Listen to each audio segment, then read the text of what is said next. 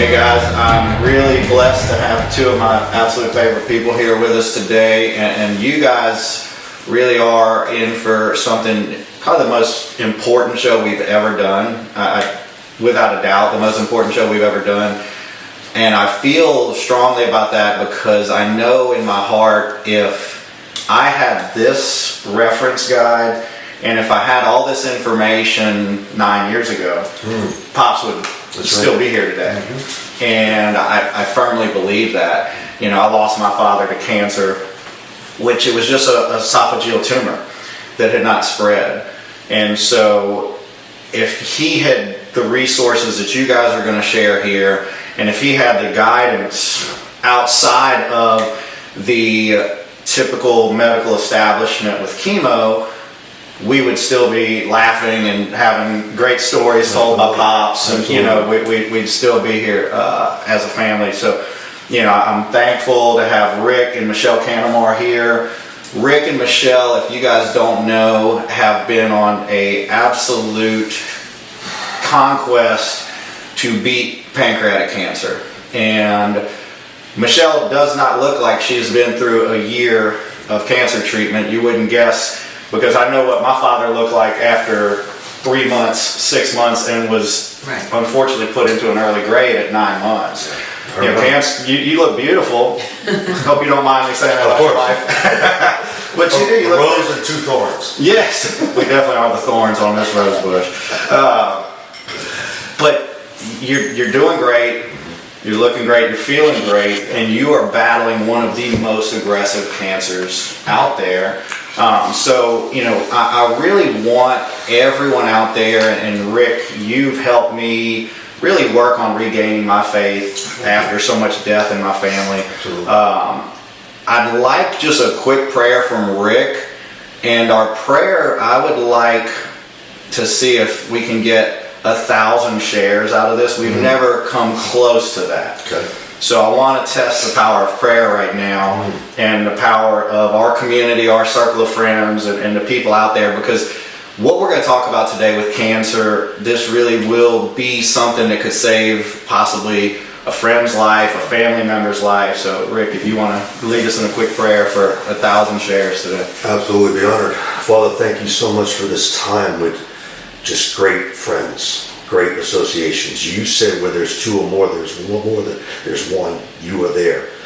Father, we ask you just to speak through Brandon, speak through my wife, and speak through me, just to share your wisdom. Just carve out the path that we've been on this journey, the journey that, number one, leads with you. We ask that the people listening, that they can share this episode. And also, we come back for the second episode, so it can touch the lives of someone out there that has the fear, and we need to replace it with faith, that there are provisions, that there are people in place. We just have to take the lens off. So Father, help us change our paradigm, help us change our perspective, and we place all and give you all the glory.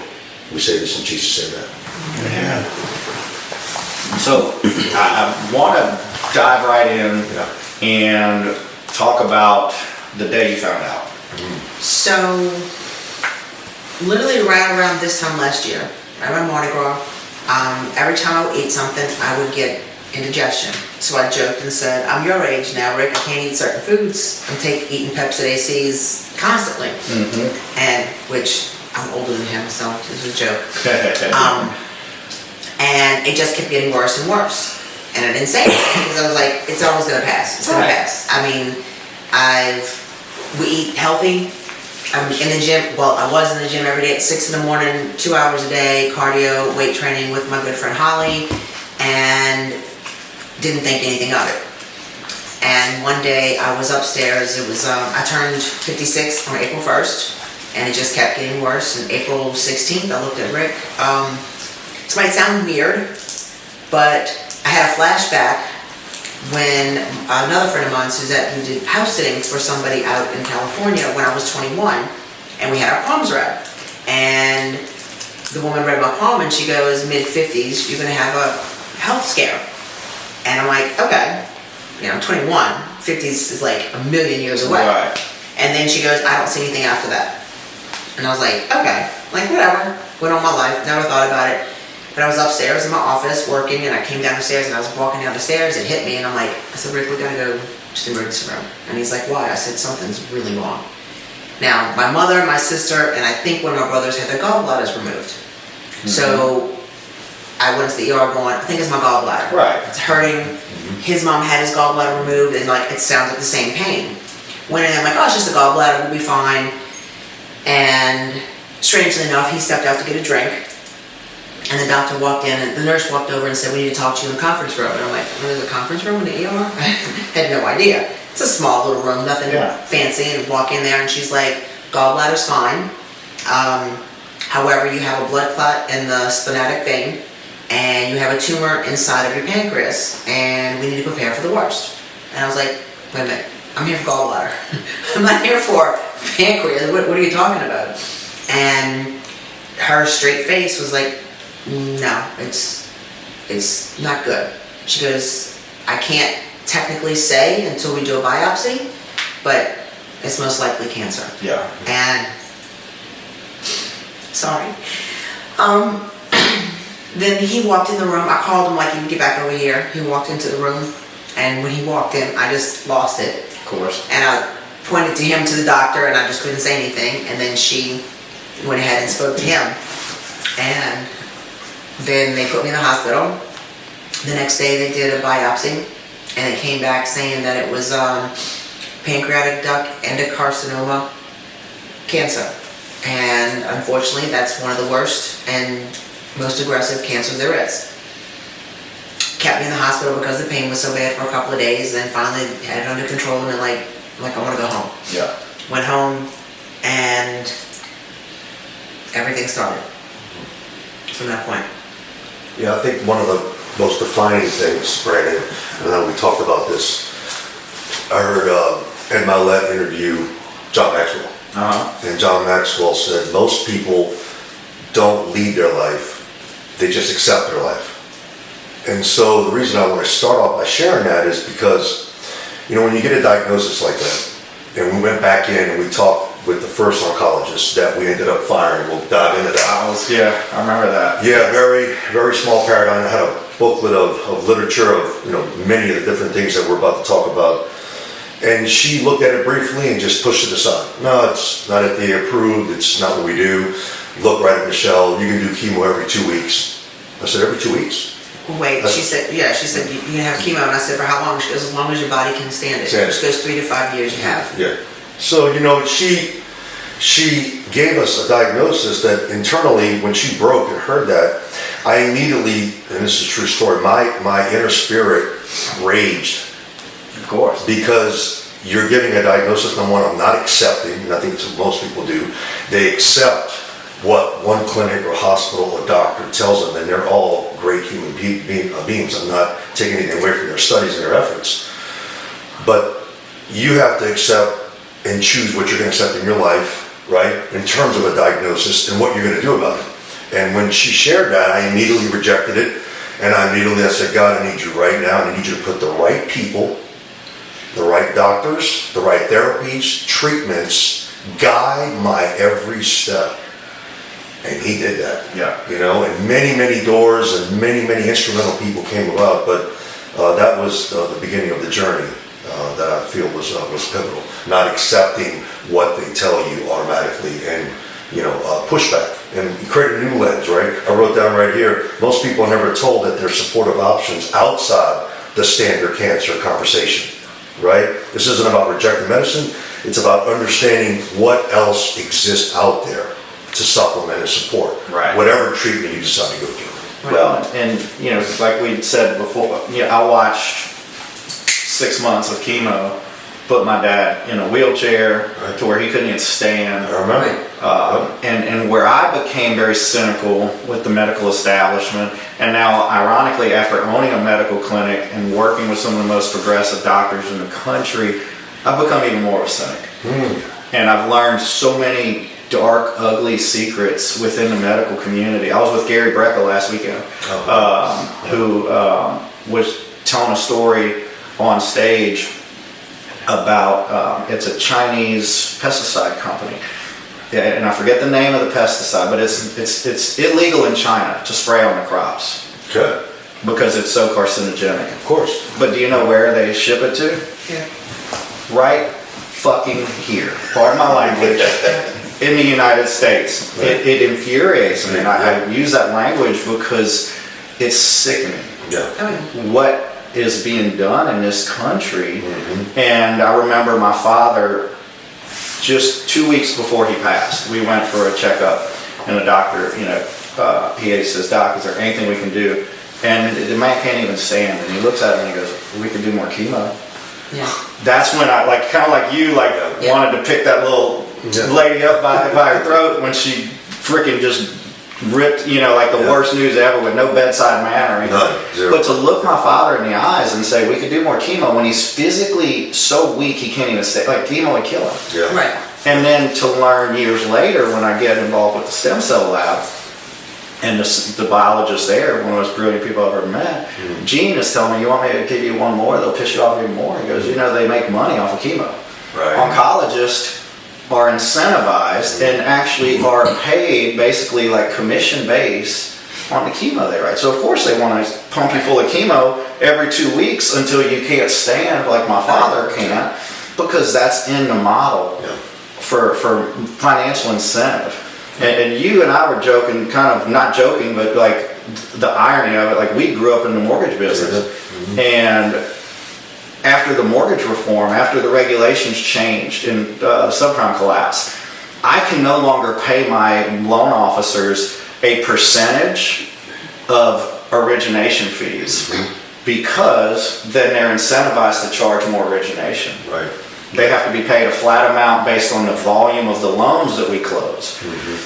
And that way they're not incentivized to charge the consumer more. But yet, oncologists are incentivized to write chemo. Yeah. Where's think of the irony there. Irony there, because what compensation draws behavior.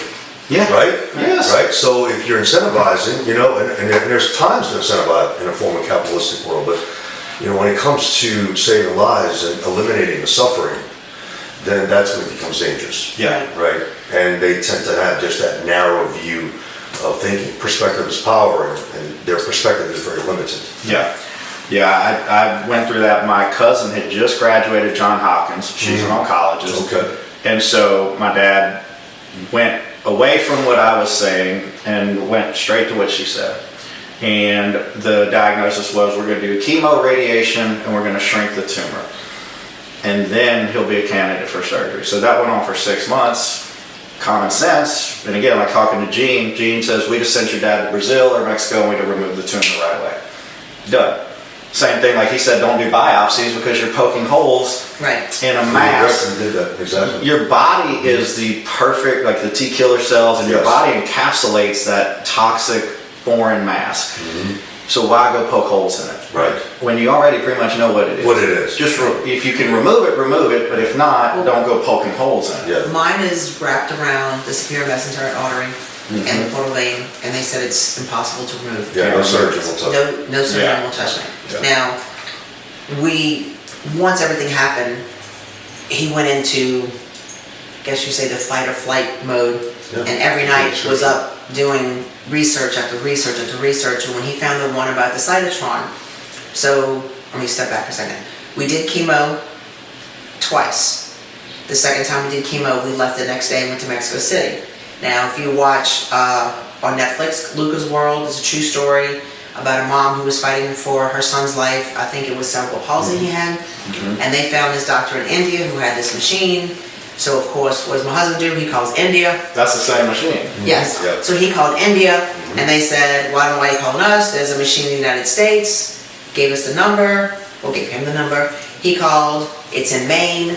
It's been sitting there since 2016. FDA has not given any approvals or doing Still kind of waiting to stuff. get Still waiting to get approvals. We'll get into the FDA later. Right. That's right. So then they said, if you really want to go, Mexico City has 2 machines. So, and he goes, you can go. So he called, we went down there.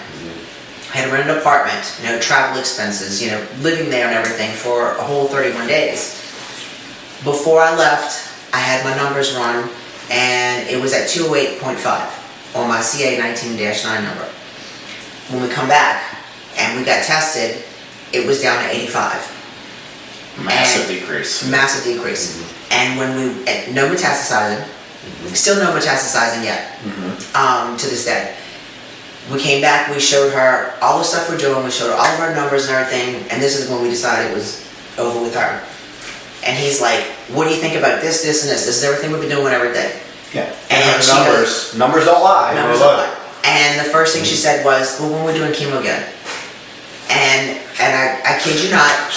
That's when actually she saw Rick, you gotta calm down. I was like literally like putting in my hand, like, calm down, because she said, Rick goes, well, I'm asking your opinion, what do you think about this? And her words were, I'm not here to argue with you. Yeah. And I'm like, we're not arguing, we want your opinion. And she goes, well, we'll just talk later. And she got up and walked out the room. So the numbers actually went from the 3s down to the 2s, actually a week before she did chemo. So I want you to understand that. So April 17th. So because of Dr. Rye's protocol, Dr. Rye's a prominent doctor that's in Metairie, and so she started us on this holistic journey. Yes. So she's the first person that we went to that was recommended by Liz Martin. Liz Martin overcame pancreatic breast cancer. So many people just came in my life. And Dr. Rye was so instrumental in getting her on the supplementation, vitamin C's, the human grade ivermectin with the Finben. And so her numbers, if you remember, went down 100 points without chemo, and it's recorded on our portal, which is powerful to see that those type of things are actually influencing. They do work. Right. So you guys started, so let's talk about the timeline. So you guys started with Dr. Rye. Dr. Rye. Yeah. And that sounds pretty similar to Joe Tippin's protocol. It is. Right. That's exactly what if you Google Joe Tippin's protocol, Joe Tippin's been treating cancer for over a decade with this. And that's what Gene first introduced me to a couple years ago when I sent the video when Mel Gibson was on Joe Rogan's podcast, like this. Right. And Mel Gibson says, well, I'll tell you something about my catch some heat for this. And he says, I remember that one. We've got people with stage 3 and stage 4 cancer that are in remission now. 3 of his close friends, and he goes, well, what'd they do? And he goes, ivermectin from Benzanol, and he goes, and I sent that clip to Gene, and I said, tell me about this. He goes, that's Joe Tippin's protocol. Here it is. And he sent me Joe Tippin's protocol, and he emailed it to me. And so we got on that subject. And so you guys started with Dr. Rye. Dr. Rye, yeah. Joe Tippin's protocol, her numbers are decreasing. They're decreasing before we did the chemo. Yes. That's happened. Then we did cytotron. We went down to Mexico. Came back. Now hold this up. So the cytotron treatment is, it's technically, it looks like an MRI machine. And you just lay inside of it, and it is, they have music playing, more like the relaxed type music if you're getting a massage, and you don't feel anything. And it's just electronic, magnetic fields working on the body to get the body working at its number one, where it's supposed to be. Yeah. And so that's what I did for 31 days, every day for an hour, and just laid there. Yeah. And what it does, that machine actually is associated with cell cycle regulation and tumor suppression. So the whole concept of our journey is immune system optimization. We're trying to make sure that her cells, her T killer cells, which was founded in Sweden in 1975. Dr. Patrick Schoon talks about this. Schoon Song, very prominent pancreatic surgeon. He was on Tucker Carlson and Jon Stewart. So he sold his company for $10 million. Chris Cuomo, that if you go on Newsmax, he goes a little bit more in depth with that, because he shows how the natural killer cells is a clump of cells. Now it's fast forwarded, so it's time fast up, where the killer T cells going around the different cells, and then it jumps over to another one. And he goes, and if you watch this one right here, and it ate it. It destroyed it, killed it. Your body has a natural defense system, right? So that's a natural defense system. Yeah. But the problem with that is that even he says that the COVID infection and the vaccine kills the killer T cells. Yes. And he goes, that's why he's seeing, he has the youngest person, 13-year-old person in his clinic with pancreatic cancer. 10-year-old colon cancer. Since COVID, never has he seen such young people having cancer. With those types of exactly. So we go from Dr. Rye, we go to the cytotron in Mexico. Her numbers started going up, obviously a little bit. She started thinking, you know what, I still need to keep pressing the needle. And we hired, I have 2 cancer coaches on the links. Tina Knowles, amazing. Chris Joseph, amazing. He overcame pancreatic cancer himself, wrote a book, Life is a Journey. So he turned us on to Dr. Amy Neff. Okay. Dr. Amy Neff, we went to, she is an integrative oncologist, concierge, just brilliant. She lives on a farm, she's married to a physician herself, just an amazing soul. We stayed on her farm for a week. I remember talking Yeah. to you when you were there. So the IV for vitamin C, but also the mistletoe therapy. Mistletoe's been in Germany and Sweden for over 100 years, so it just supports whatever cancer treatment you're doing, so she's doing the mistletoe therapy also, right? So the journey was Dr. Rye, decided Tron, now of course, Dr. Amy Neff. Yeah. And how often do you do the mistletoe therapy? Is it a Well, high first you volume have to vitamin C? do, first you have to see which strand works for you. Yeah. So we would try different strands at different amounts, start off slow, and you're supposed to get a reaction about the size of a quarter, looks like a little bit of a rash. And did 2 weeks with one, didn't see anything, had to switch to another one. 2 weeks of one, didn't work, finally I got the reaction. And so then all it is just taking an insulin syringe Containers, yeah. and just injecting into my stomach. Three times. a Okay, week. so kind of like a peptide you would get here. That's exactly right. Correct. And do your own. Correct. at That's home. right. Okay. That's right. That's exactly right. Yeah. Yeah. What it talks about right here is that it just increases, once again, helping the T killer cells trigger cancer cell death in controlled environments and giving her a quality of life. Right. Keeping her immune system at the highest level. You can't beat cancer Yes. if your body It's is broken. destroyed. And so unfortunately, that's what radiation cancer and chemo does, is it destroys all cells. And look, even like Dr. Amy Neff said, sometimes there's a strategic time to do chemo, but it's at your discretion. And it doesn't have to be so Every intense. 2 weeks, and so, yeah, it could be low dose, it could be every 8 weeks, not every 2 weeks. So, there's times, I'm not saying that I call it the sick standard of care, Yeah. right? That can be utilized, but the whole premise here is, are you intentional Yeah. with making sure your immune system and your natural cells are at the highest level to fight the cancer? Well, I think it was Dr. Sin who talked about it, like using low doses of chemo in the right Yeah. time Smoke it out. to kind of smoke the cancer You out. got Right, it. You correct. got it. Get it out where the T killer cells can do what they're meant to do. But as long as you're intentional of doing everything. Yeah. Right. Yeah. And see, one thing about everybody doing chemo, unfortunately, since I was diagnosed, I've had a lot of friends been diagnosed. I have one friend who has liver cancer for 17 years. Every time she'd go into, right when they think she's in remission, she goes back and gets tested and they found another thing. Yeah. So she went back and did more chemo. And now it has spread to her lungs, and I'm not sure, but another Unbelievable. spot. I have another friend who I went to high school with. She had pancreatic cancer. She has pancreatic cancer as well. She's on like her 10th or 12th round. And it has spread. And then a friend of his girlfriend has pancreatic cancer. And I was just showing him the other night. She was on like her 8th round, and she got extremely sick till the doctor said we have to back off. She was, horribly, everybody's losing weight. I mean, I've lost, 25, almost 30 pounds, whatever. And it's frailty. Like before I started, I had a lot of muscle. I wasn't a bodybuilder, though trained with one every now and then. But if I didn't have that muscle, Right. I would be a beanpole. That's a great Yeah. point. I would be so thin and so whatever. So we've done 2 full rounds of chemo, That's it. full high dose. 1 year. Then we did 1 low dose when we forgot when we did that one. That's September or something. So that one. So I have technically done 3 rounds of chemo In 1 year. in 1 It's year very low, Yeah. because they want me to do it every 2 weeks. Every 2 weeks. Could you imagine if she did every 2 weeks from a year from now? She would look like a cancer patient. She Right. would be bald. Yeah. Right. She would be Yeah. skinny and have no quality of life. Yeah, Right. yeah.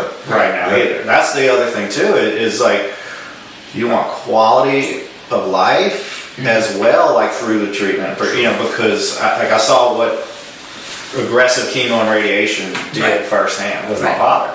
And it's an ugly, miserable existence. Oh, yeah. And it's a short window. I mean, Short window. yeah, like Very short. yeah, so, I think this outline and talking about these things is critical, because I do believe, and I am one of those cynics also, that the money's in the treatment, not in the cure. That's exactly right. And I think everybody knows that by now. yeah, like the gentleman, and we'll get to where you're going here in the near future, but their struggles with the FDA. Kind of like there's a machine in Maine sitting there collecting dust. Kind of like, like the people who bought like the old Bowflex or whatever, and they're hanging their clothes on it. Like I picture like this freaking Cytotron machine with like scrubs and stuff hanging on it because they can't use it because of the FDA. Freaking. Anyway, we'll get off the FDA. I mean, like the roadblocks there on therapies that are working. That work, right. And the gentleman that we talked to, Gavin, and the group, he said, it's going to be really hard for the FDA to explain in this country, the wealthiest country in the world, when we're curing cancer in other countries. In other countries, you see so many models. Yeah, when he said that to me, I said, that's a bold statement. That's powerful. And how are they going to justify that when we're curing cancer in other countries? Yeah, that's right. And the thing is, you have to do it from a shotgun effect. It's so many different. We came from the bodybuilding world. The way you build physique is not just eating well. You have to train, right? And so it's training the right way, the right supplementation, the right nutritional intake, and then the right recovery. Yeah. So if you don't have all four working in a systematic fashion, you're not going to get the results you're looking for. Right? And so this is the hard part people have to accept. Remember the beginning of how we started is accepting a new way of living. And so you have to be intentional. The food. Yeah. Right? I mean, I make her this power shake with tons of supplements. You got the sour sap fruit. Lots of fruits, lots of supplements, and remind her every day to drink it because I don't want to lose any more weight. It looks disgusting. It doesn't taste bad. I was going to ask that thing. It looks disgusting. Very expensive. It's very expensive. Yes. And then of course the food's got to be super clean. Everything's organic. Everything's It's grass-fed. also, I've learned that Alkaline. if I eat certain foods, it hurts. Oh yeah. So, which is weird because my favorite meal of the day was lunch. I would have chicken and jasmine rice, broccoli, and avocado. Chicken hurts. Broccoli hurts, avocado, cucumbers, celery, certain breads hurt, and dairy products. So, like, one time I'm like, I got a tuna salad, which was fine, and I didn't realize that I didn't see the avocado in there. I'm getting home and I'm like, okay, I'm like thinking what was in it, I'm like, I missed something, I didn't see it. So I have to tell them specifically, don't put this, don't put that. If it's in there, no, I can't have it. So your body keeps a score. There's a good book called Your Body Keeps a Score. So it's telling you, we're listening to our body. Right. We're being very intentional, right? And Right. So most of my meals are. Eggs are fine. Right. So breakfast is eggs. I can do Dave's bread. Does not bother me. A lot of steak, a lot of fish, shrimp, and salads. Brussels sprouts, plain carbs every now and then, but honestly I've stayed away from them just because I don't want to take that chance. I'm human. I've snuck little pieces here and there, and dark chocolate is fine. If I do milk chocolate, it hurts my stomach, but dark chocolate, so I still do get a treat every now and then. It's not what we used to, but. And then the 3 teas that we drink religiously. These teas, Tahibo, also Asiatic tea, and then the Goddess Collection in Kenner. It's antioxidant, it supports gut lining and gut health and immune health. Yeah. So these teas are very intentional for her gut health, right? So that's another premise, right, that you can dive into, because if you don't have a healthy gut, and everything's everything. It's everything. Right. They've even shown where, literally, like a lot of your serotonin and your mood is controlled by your gut. A lot of people with depression issues, half of that could, or even 80% of that can come from gut. So it's so powerful. And you guys have the links. We're going to share that stuff as well in the comments. There's going to be links for all of the treatments, all of the doctors, the coaches, the teas, the peptides, all of that's going to be, going to be in First, we have the to just say, comments. this is not, we're not medical advice. Correct. We can't say that this is medical advice. It's just the stuff that we've done. And so Stuff that's working. Some stuff that hasn't. So just we want to make sure that we're not saying, oh no, do this. You have to take it on your own stuff. Yeah, this is not meant to diagnose, cure, treat. Right. This is strictly for entertainment purposes.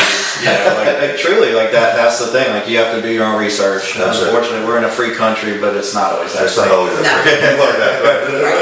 Like freedom of speech comes at a cost. Like, you can't just say whatever you want. And for liability reasons, we do have to be careful. But like I said, I can speak from experience of knowing that if I had this outline, and if my father followed this, he'd be alive today. And so, that's why I believe so strongly in this. And so, we've gone to Mexico. We've done our cytotron treatment. And now we've gone to Dr. Amy Neff's for the mistletoe therapies. So take us to the next step after that. So, and definitely we just introduced the peptides, which are very powerful. Yes. Right? Okay, it's very powerful. And of course, we introduced that in our protocol. Now we're venturing off into the TOL, which I got you to be grateful for. When you ask for God to change things, somebody shared something with me, and it was a true story of a gentleman that had a sick wife. And he kept on saying, change the situation, and nothing changed. So then he's had an insight. He goes, well, God, change me then. Change me that I can handle the situation, right? And to be able to navigate through these uncharted territories. But I believe my first prayer, and I continuously ask it, is God, work through people. Because God works through people. It's not just something that osmosis happens, right? It's a process. Because as the process goes, he's testing your faith. We talked about belief and about the words you speak. And so if you don't believe and accept, reject what they're trying to portray on you, and of course accept a new belief. And so I'm grateful that God used you, man. Because now we're going to Mexico for an incredible treatment. From what Gavin's breaking down. Preservation with precision, right? It's all about, he talked about precision of attacking the cancer, but preserving the body. That's what TOL does, and it was created by Dr. Harry Gould, one of the founders of New Orleans. Unfortunately, FDA is putting a roadblock, still a waiting game, a couple of years. How ironic that this machine, they have one in New Orleans for animals, right? Yeah. But they can't do it yet in the U.S., so you're having to go to Tijuana. We're going to fly to San Diego February 12th for it's 18 days running a place in San Diego, and then we're driving across to Tijuana right over the bridge. So, and that, that story, kind of like definitely, what is it? God messages through the imperfect. Definitely through the imperfect, right? Because I was meeting with a group, gentleman, a friend of mine that owns Peak Performance Physical Therapy. Shout out to Chris Purvis and that group there. Great guy. He introduced me to a group that's opening a stem cell lab here in Baton Rouge. And so they're just taking he and I on a tour of their new facility. Totally separate from any of this. We're there touring the facility. And then we get to this big room, and he goes, and this is going to be our cancer research area. We're working with a group out of, they're right now working out of Tijuana, and he starts showing me pictures of really, like up close tumor photographs on his phone, and before and afters, and the shrinking or the elimination of tumors on his phone. And we're just there to see the stem cell lab. And as he's telling me all this, and he starts telling me about this research and this new treatment that they're doing, I said, are you guys going to be doing this here? He said, unfortunately, not yet. Maybe in the future, in a few years. I said, I want to get more information on this when we're done, because one of my dearest friends is battling pancreatic. What do you think about pancreatic? And he says, we would love to treat your friend. And we are seeing great results, and we really believe, and we need more, because like he did mention, the couple of people that they had treated were at the very end of the road. They weren't coming in routinely, they weren't following it. And so, talking to him, I immediately called you as soon as I left there. I was like, I just had a meeting. I really think this could be something revolutionary. And then when we had the call, they started describing this new therapy that they're using. It's actually a cardiac medication. And it's been in use for cardiac for years. And so now they have to do the FDA trials to now do it for pancreatic cancer. Correct. But they've already seen the results in their studies. Yeah. So that's why they're doing it down in Tijuana, because Yeah, because they can They do don't it. have all the FDA red tape. Yeah, 5 years. They're using it's basically like a high volume type of sodium injection that it essentially puts Does an it immense amount of influence it? saline into the cancerous cells, Yep. and then they run a certain type of currents, everything It's in your body. similar to the cytotron. Yeah. It's not it's more hollow, but I mean, not hollow, it looks more like a rib cage. Uh-huh. And it's open and you lay inside that. Yeah. So yes, it's a very similar concept as the cytotron. Yeah, and the way he This you use it described with the it medication. is then the high volume of saline in those cancerous cells, when they run these pulses through, it essentially causes those cells to rupture, burst, and then your T killer cells in your body can attack it, absorb it, pass it. And so that's where it's killing these tumors it better than, so far, anything I've ever seen. No, yeah, and we actually had a conference call with the doctor, the physician, and it was a live Zoom call, and we asked about pancreatic, and he said, actually, we're actually having phenomenal success with pancreatic. And that was a dark day a couple of days before, because we're in a battle. Yeah. We have our good days and feel bold and powerful, and then we have our moments of brokenness. Oh. We were reading, a couple of days ago, she's tearing up. The pain comes good and comes and Well, goes. yes, so I've had a nerve block done because the pancreas lies this way in the body and it hits the celiac nerve, and the celiac nerve has the pain that goes down across the back, down your flanks and around into the abdomen, and it is unbearable. So the first we did was a nerve block back in September, and it lasted me barely 2 months. Everybody's different. Yeah. So then they said, okay, let's go ahead and do the nerve the nerve ablation. And when they went in, they said the first time they were able to do the right side, but not the left side, because there was too many blood vessels, and if they would have went in, they could hit something, and she wasn't that confident. So then we waited, and then another doctor in the same department, that when they did the nerve block first, she was like, well, no, let's go ahead and get it. And she came out, she's like, we were able to get it. So that's going. Because during Christmas, Oh, God. we were on Christmas Eve, she was in the hospital. Yeah. Yeah. Because of the pain, pancreatic is, I'm not diminishing any other cancers by no means, but anything you eat, it's an issue. It's not like breast cancer or lung, you can eat whatever, you don't feel, the difference. So it's really delicate where she is. I think what's also been a game changer to add to the TOL was Dan's enhancer. Yeah. That's been unbelievable, which adds to the philosophy of frequency and energy and keeping your cells at the highest level. We gotta explain that. So yeah, we bought this machine. It's called an enhancer from a guy named Dan Dahl. He treats people around the world. He created 12 patents, very intelligent. Athletes, one of the Kansas City players uses the machine. Doctors, athletes around the world come to see him. And so this is a machine where she puts her feet on the plate of glass, holds a bulb, and what this technology does, it doesn't heal the body, it supplies the cellular energy required for each cell to repair itself, according to your DNA. So what's happening here is it identifies damaged or mutated cells. So as she's holding this, she does 2 or 3 hours a day on this. Mm-hmm. And in getting her immune system and her T killer cells at the highest level. So that's been a game changer too, because we started that about 4 or 5 months ago. So as you can see, it's multiple approaches. Right, and then a dear friend of mine owns Oak House Med Spa, and I go to her once a week and do high dose vitamin C intravenously, and then she adds just different things if I need it. Like it actually it helps me because I feel have more energy. Yeah, Now that's weekly. That's 125 milligram vitamins. 125 milligrams. Once again, keeping our immune system at the highest level. Right. It's religious. Yeah. Well, I've seen like high dose vitamin C. That's a common, wellness and immunotherapies to get people's immune systems boosted up for cancer. So Yeah, and we're grateful for the new. Once again, he gave us the information on the peptide therapy.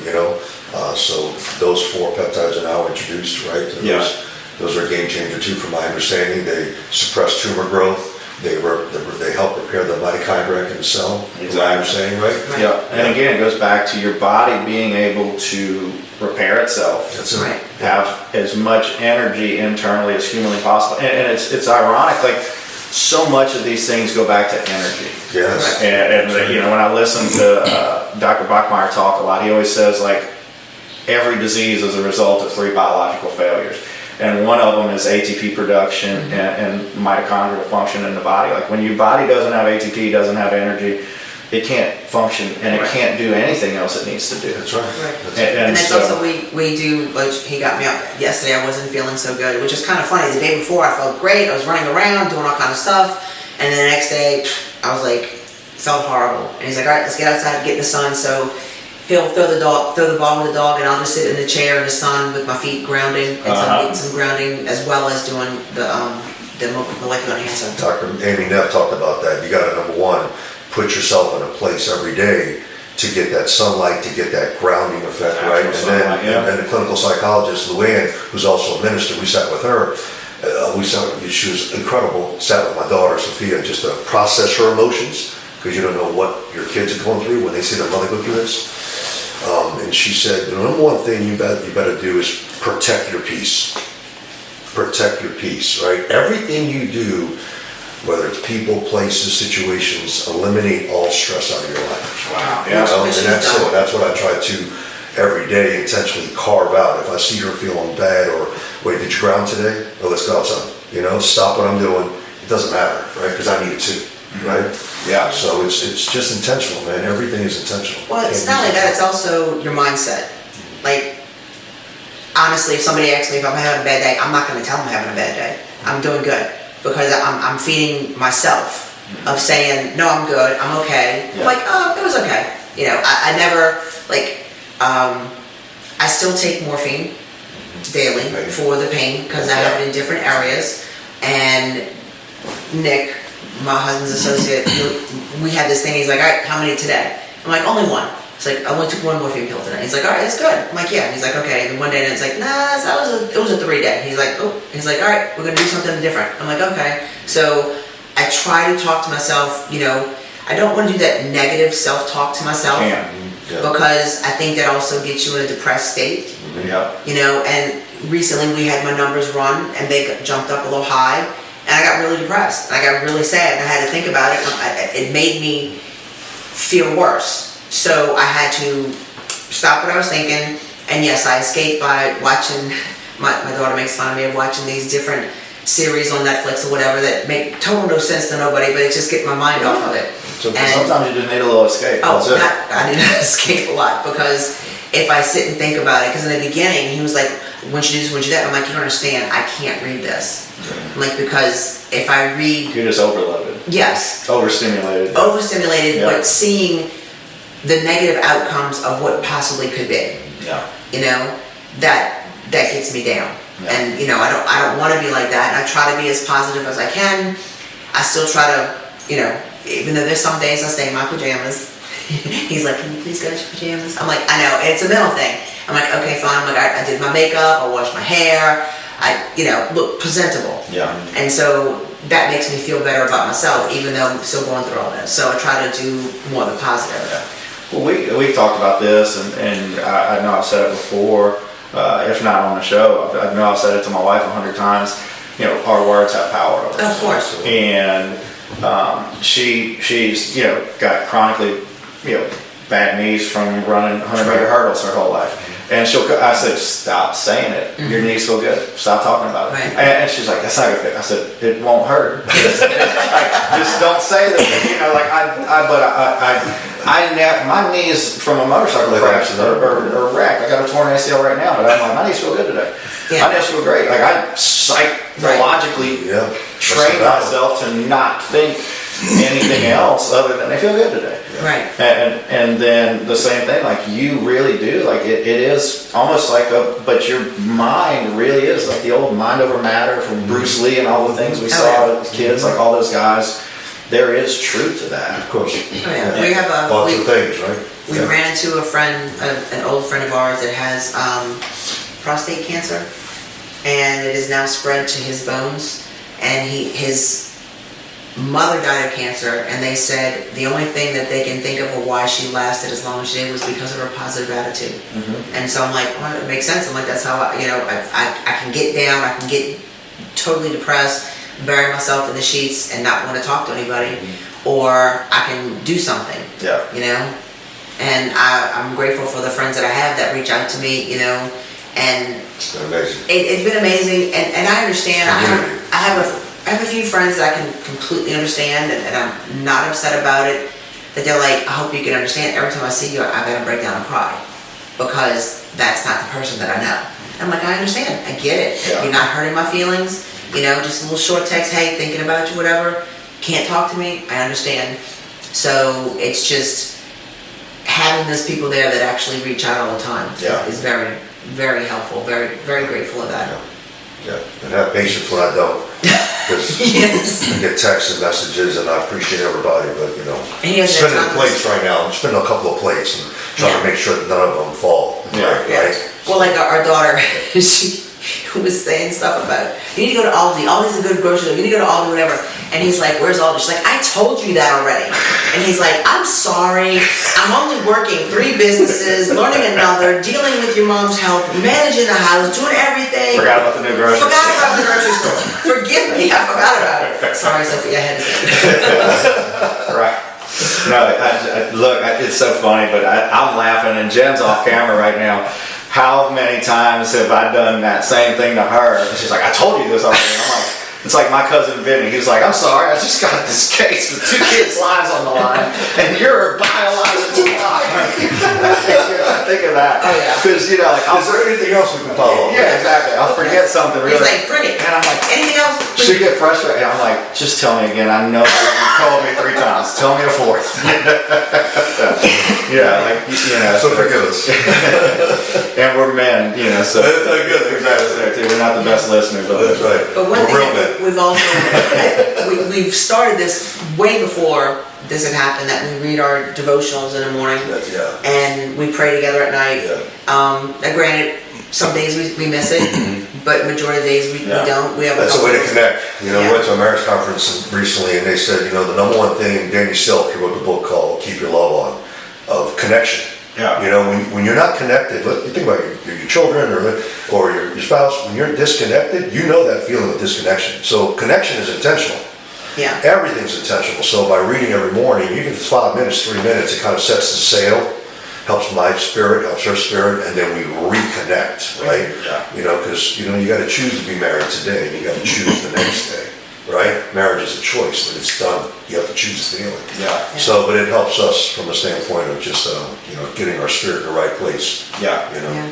So let's talk about a little bit about that, if y'all like with the family, because y'all have 2 wonderful kids. I watched them grow up, and y'all remember when one of them used to be shorter than both of us. Yeah. Now he looks like a freaking supermodel. He's like Tom Brady.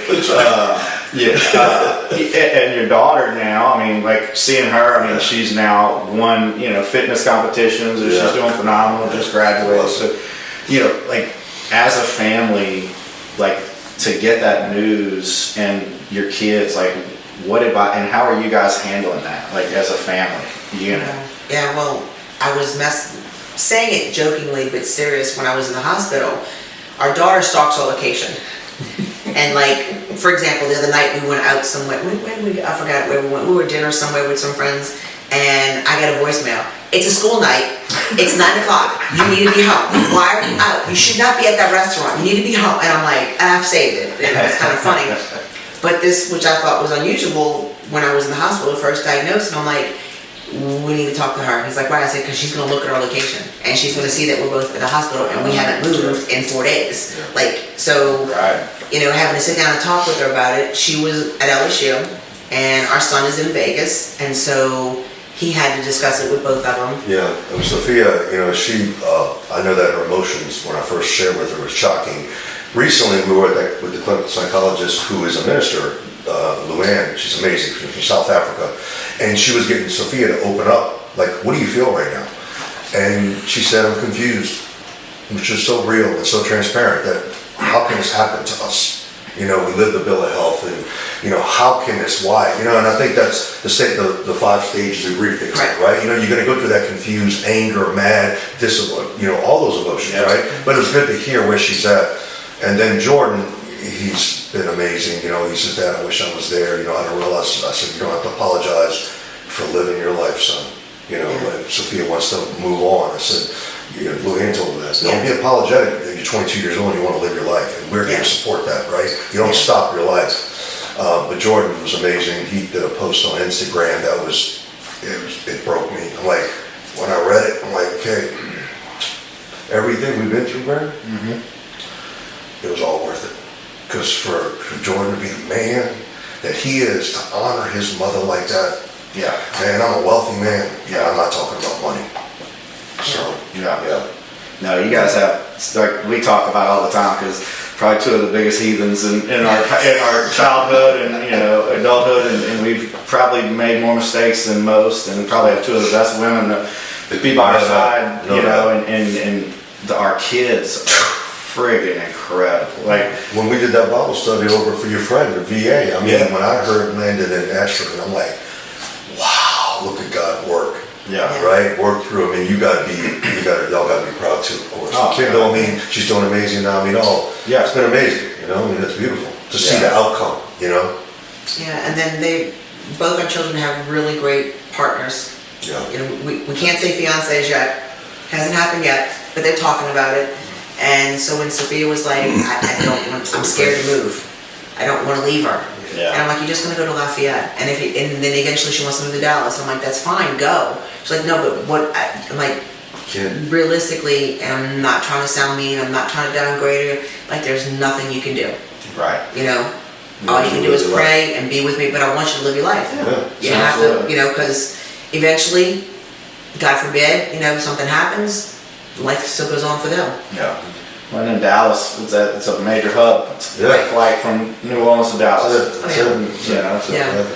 But yeah, to see y'all stay strong through this and talk to you, and we've obviously had moments where we've shed a tear on the phone and talked about it, but you guys have really stayed positive, stayed strong through all this, and I think a lot of people need that, because I think once people hear the C word, they just lose all hope. Yeah. Right.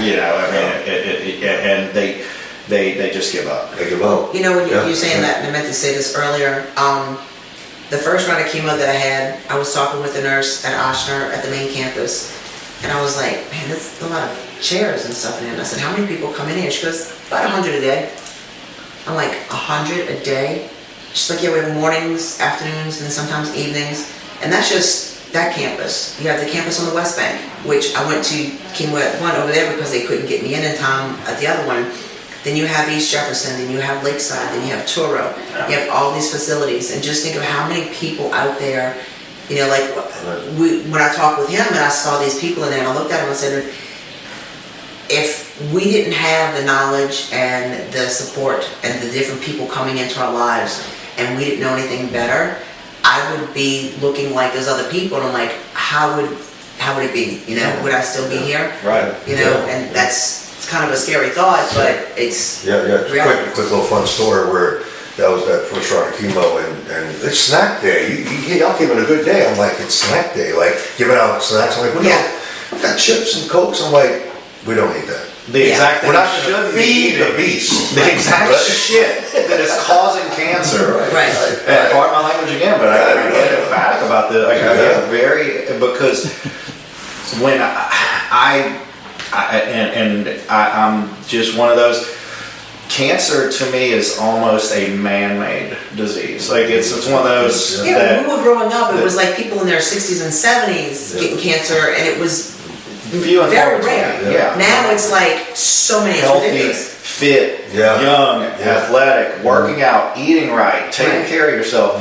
And then a 10-year-old and a 13-year-old, Dr. Soon said, I've been treating cancer for 50 years. I was the leading pancreatic surgeon in the country. And I've never seen a kid with pancreatic cancer until now. Or colon. And colon cancer. And so, you don't even get your colon checked till you're our age. Right.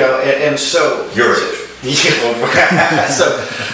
So it's one of those. Again, I was watching a video the other day, and it hit me because Cancer Alley, right here where we freaking live, Baton Rouge to New Orleans per capita, the most cases of cancer, and I used to just attribute it to the refineries. Yeah, me too. That's right. And then this gentleman, he's showing a map of the United States and the rivers. And he starts talking about the millions of miles, millions of acres of farmland. And all of that farmland has pesticides. Okay. And all of those rivers feed into the Mississippi, which then the mouth of the Mississippi comes right here through Baton Rouge, out the port of New Orleans. And so we are funneling millions of gallons of pesticide-infused water directly into our water system. Right. And we don't have to. Yeah. Like, these chemicals are illegal in other countries. Illegal in other countries, yeah. He has a client that he introduced me to that she is import-export of spices that go to other countries. And they're not allowed in other countries because of what's put in it here. Yeah. And it's like, she's like, it's, She battles all the yeah, time. she fights it all the time. But let me echo what you're saying real quick about your passion. Don't apologize, because I heard Malcolm X say this, one of my favorite quotes. Whatever you don't hate, you will tolerate. And so you don't want to tolerate. Number one, you're coming from a place that your father, I remember that time in your life, Yeah. right? And then your brother and all that, but that was pivotal. So, you know, when you see somebody suffer, that doesn't have to suffer to that degree. You don't know if we would have had all these different, different protocols and therapies where he could be. We're not, promising the future, but would he be better off? Would he be less suffering? I believe so. Right. So you have to almost hate what's going on, the environment, the foods. It's coming at us at all angles, which is the reason why you have to be so intentional. Yeah. And your spiritual life, your physical life, your financial, everything's got to be in order, because if it's not in order, it's chaos. But before this even started, we had switched to cage-free eggs. Yep. The grass-fed beef. Yep. Understood. Stopping with anything that's processed, like, There's also two farms in here, Credo and Jubilee, that they have true organic foods, not even in Whole Foods not organic. So so that's yes, a link in we there. started changing all of our foods, Okay, and then every now and then I'll have a diet or a Coke Zero. It's not every day, and it's not an all day thing. Of course. We do the same. Yeah. Right, and so we started changing our diet because when I was 53, I competed in a bikini competition, and I felt the best I've ever did in my life. So I'm sitting there going, how can I go from feeling as great as I was to now, it's just amazing. Yeah. And, just watching the nutrition, like we go to eat, I'm like, does it have this, does it have that? No, don't do this. We went one night and he got a steak and it was butter, but we don't know if it's real butter. Right. If it's real butter, that's fine. Of course. But, if it's the synthetic or if it's that, Parquet and, all that other stuff, it's plastic. Yeah. So, yeah. Yeah, I'm blown away, and I don't really do a lot of politics on the show. I'm just blown away, though, at how people could even remotely reject the Make America Healthy movement. Correct. Like the fact that has nothing to do with Trump, that's Kennedy's thing, and who cares? We are factually given the information that these things are dangerous, these things are cancer dyes in the food. These things are toxic, these things are not allowed in 80-90% of the other civilized countries out there. And yet, it's in our kids' food, it's in our water, it's in our toothpaste, it's in everything we consume. The stuff that they put in the air, like, it's not conspiracy theory. No. It's a fact that all of these things, just like when Gary Brecka was talking on stage and he told this story, I didn't know about this Chinese pesticide company. Yeah. And luckily they just blocked this because they were trying to give that company the same immunity like they give for frickin' vaccines. Yeah. So to see that we would actually give a company that we know is pumping out toxic chemicals immunity from litigation is absolutely ludicrous. Ludicrous. In other countries on the line. And China doesn't even, this, if you get caught spraying this on your crops in China, you go to jail. But they can ship this stuff over here and use it on our crops. And so when I see this stuff, and we're just, and that's why, I get passionate about this, because I'm like, how is this not absolutely mainstream? And it's starting to get out more now, and people are starting to wise up. And I get angry. Like, I remember talking to Jennifer, and I was again, like I told you, I battle my faith sometimes. Like I was like, how could someone as pure, as good, and like Michelle's truly, like, I was like, that's one of the best people I know, like character-wise, inside and out. I was like, how can someone like that get pancreatic cancer? And I got a list of about 10 people that, I would like take it out of your body and like gladly give it to those people. Like, I mean, like, I'm like, there's some terrible human beings, and I'm like, so, like I see that, and then, that's when I get even more upset because I'm like, it's the shit in our food, it's in our water. We live in Cancer Alley, like, and we don't have to, and I'm hoping over the next several years, all these things are illegal. These things are taken out of our food. These things are taken out of our water, out of our toothpaste, out of everything that we use all the time. Like I didn't even realize the other day until I was watching Vaseline. It's petroleum jelly. It's like, don't put that on your skin. It's petroleum byproducts.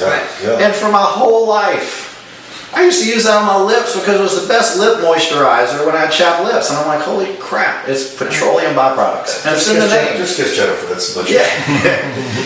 So like all these things that we use every day. No doubt. They knew were toxic. Yes. And they were just feeding it to us because Gary, it's part of the money. It's all part of the money. Well, some $1 trillion system.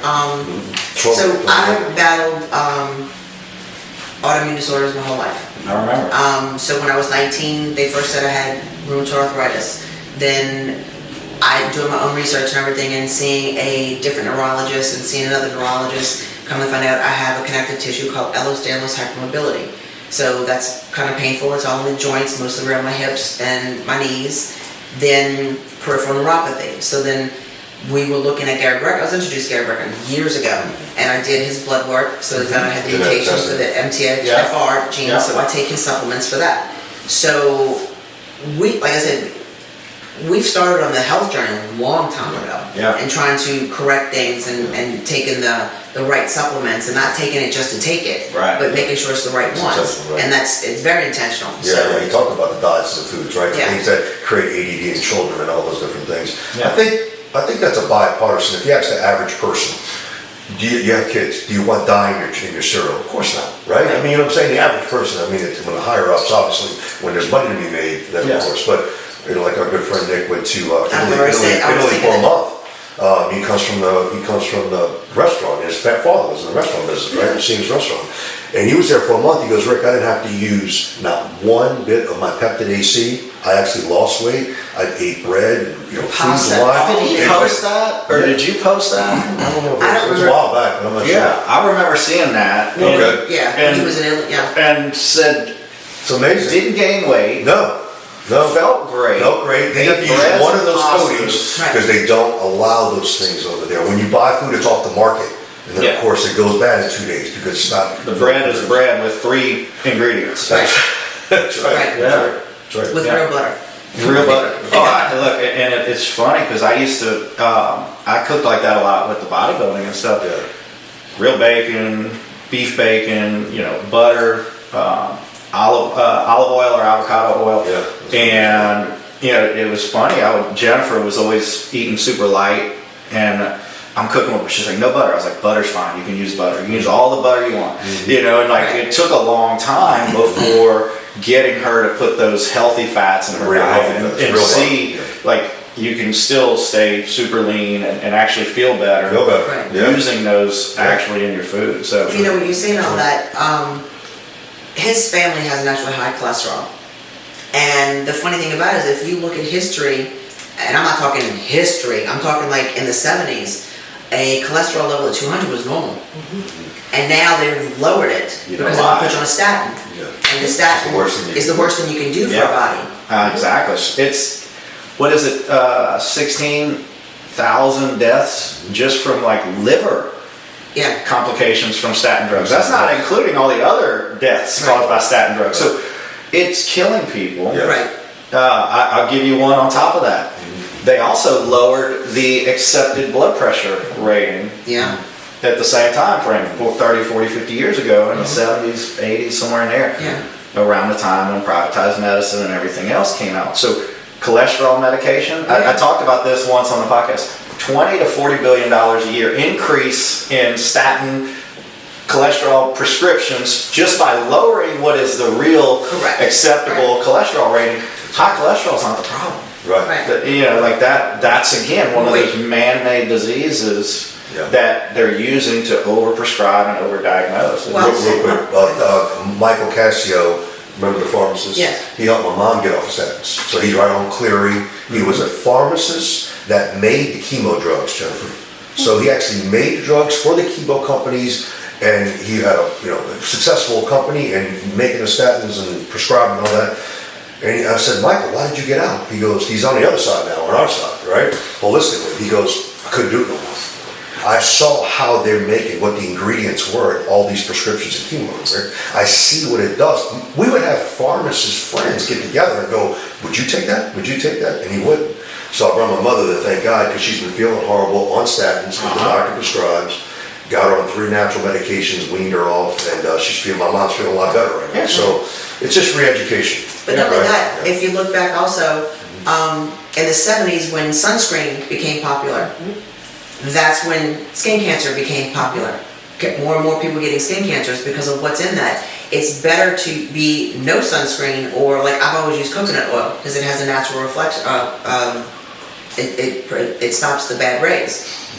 And like we were watching a movie when we out of town tonight, and I'm like, there was a beach scene, and it was in the 60s, and everybody there was like this. Oh, I see those photos. They show those in the U.S. in the 60s and 60s. Yeah, exactly. No, and it's also showing that, because they're saying, oh, this works, but their ingredients are increasing skin cancer. Yeah. So it's all a profit. Sunlight, we've been fed a lie. Like you go out to get natural sunlight.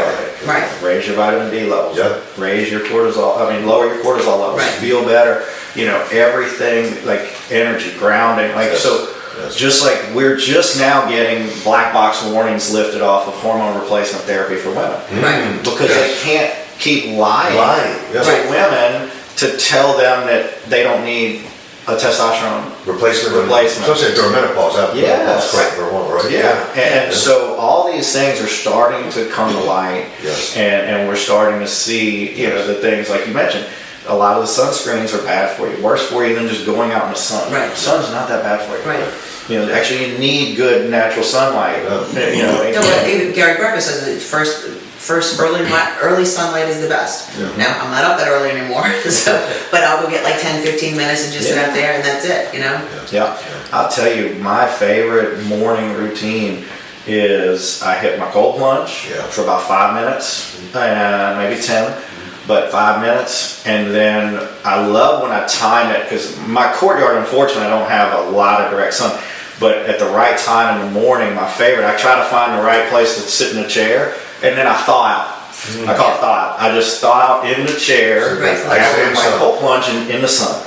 And the way you feel to start the morning off is incredible. Your ritual. Yeah, you are your rituals, right? Yeah, and those mornings, like especially if I'm tired, I'm dragging everything, like that cold shock wakes you up, and then that sunlight and the relaxation. Yes, I'm laughing because he does the cold dip, and then he'll come in. I'm still sleeping, and he'll come in grab me while I'm still sleeping. He's an icicle. Yes, and I'm like, get off of me. And right now the water's great, so I'm doing street cold rather than like, woo! And she'll hear me, and Sophia's like, there's that again with the cold. And I'm like, don't touch me. Don't come in. I'm ready to go. I'm ready to tackle that. Jen's laughing in the background. I do that to her too. I'll come get her. Yes. It's icy cold. Very cold. Get off of me. Very cold. Yes. But no, it is. It's therapeutic, and it does help. Right? And I'm glad. Did we miss any bullet points on there? I want to make sure we cover. Yeah. So I think we covered it all. For the most part, of course, the PMF mat from Healthy Line. I bought a mat that she lays on from time to time, and what that does is supports once again circulation, infrared. Right, we do that. So the Healthy Mat, I put a link there. Of course, the dietary, the TOL. We'll do a second part, I believe. Yeah. When we come back from Mexico, we'll discuss how the TOL affected us. Everything is on the links, and if anybody wants to reach out on a personal basis, I have no problem having a conversation, sending our information to help anyone support their journey. So, yeah. Absolutely, because I know you guys have chronicled a lot of this. You guys talked about it openly on social media, and then we've been talking about doing this now for a few months. Yeah, and yeah, now that y'all have the trip coming up in a couple of weeks. Next week. Next week. Next Next week. week, we leave Thursday. Shoot, it's February now. February, I just had my birthday. I should know. It's February, right? Well, then we have New Year's. Didn't we just have New Year's? Yeah, It's quick. time just goes so fast. So we'll come back in a month or two after the Tijuana treatment and talk about that. Yeah, and another thing that was great with those guys, and I remember you text me asking, this guy the real deal, and I called him and I said, look, this is my best friend. He's asking me. I was like, give me some reassurance. And talking to him, I was like, I couldn't have felt better after talking to him a second time about it. And when I told him, because he told you to apply for financial aid. Yep, that's right. And you guys got some financial aid for this. When I told him, the cost was going to be X, and now they're only charging you guys a fraction of that.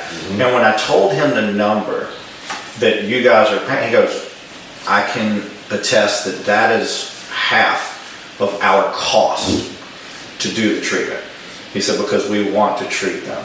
Yeah. And to hear that Unbelievable. from one of the owners of the company, and this is just him and I talking off the record. And he said that's because we really believe this strongly, and we want More case studies, more case studies, stories, right? and we want to see her get well. Yeah, and God is good. That's the number one reason. Yeah, that's one thing we didn't touch on is the finances of everything. This is not a cheap road. No, Well, it doesn't cover. I mean, Insurance doesn't cover alternative stuff. It doesn't cover a lot of the medication. Well, the ivermectin and benzol. It doesn't cover that. Vitamin C's, the Vitamin C is not peptides. covered. Peptides are not covered. The trips are not covered. Mexico. and it's really sad that Medicaid, insurance, it'll shell out 6 figures for chemo. Easy, $20,000 a month for Oh, no, I did the research. So when I did the 7 medication, figures. Yep. I was 4 medications being done at one time. Mm-hmm. One of them was 6,000, one of them was 8,000. One of them, depending on where they got it from, could be anywhere from 30 to 80,000 Yeah. for one time. And they'll cover that. And they'll cover all that. Because it's FDA approved. Right. Even though it's killing you. Yeah. Right. But that's part of the money train. Yes. Right. It really is sad when you realize how broken that is. But then a treatment that's proven to show reduction in tumors, show all these things. Well, they won't even shell out $5,000 No. for that treatment. No. Or what was the one in Mexico? How much was that one? That was total. I mean, altogether was about $25,000. Yeah. We spent everything. Yeah, but that's one chemo session. Yeah. $20,000 they bill for chemo. Right. Yeah, you go to Dr. Rai, it's 500, 1,000. I mean, it's all Right. it's all holistic, so the insurance doesn't cover it. And Right? yeah, if You're it's constantly listed seeing her holistic, 2-3 it's times not a week, covered. 2 times a month, or It would actually be cheaper for the Totally. insurance companies Absolutely. to cover the holistic treatment of the Absolutely. chemo, Absolutely. but they won't do it. they won't No, do it. they won't do it because it's not FDA approved. Yeah. So hopefully those changes one day down the road, but we need more people Yeah. embracing the therapies, embracing the journey, and then having success. Yeah. Yeah. That's the key.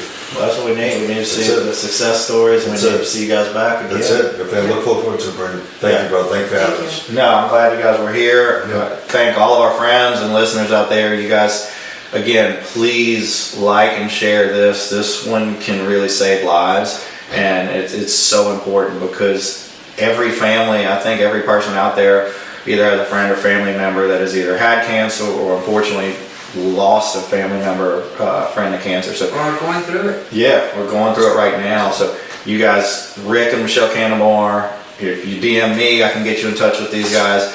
We're here to provide any resources and anything. And then we're going to put in the comments the link with all of the links for all the treatments they've been doing. And of course, the outline exactly. Rick spent probably all weekend typing up about a 10-page. No, actually, everything that we've started everything doing he it, every time we would do something, he kept doing it and kept an email, and then we'll just add to it and just Yeah. organize and go back and rewrite. Because I don't know how many people he sent it to. Yeah. A lot of people call and ask him, you know, for all the Key thing is, advice. are they doing it? That's the Right, Yeah. and that's, you gotta implement it. Yeah, exactly. And come see Brandon and Jennifer, they're doing a phenomenal job. Nice facility you got. Thank you guys. Yes. Don't plug in, okay? This is a passion project. Oh, yeah, I This love one, it. Love it. this to me is more people over profit. Yeah. You know, because really, truly, like when I'm looking at people we're treating and they're getting off medications. You know, we got a young man, he just came on the other day, he's down 52 pounds. He was 450 pounds and he's about your height.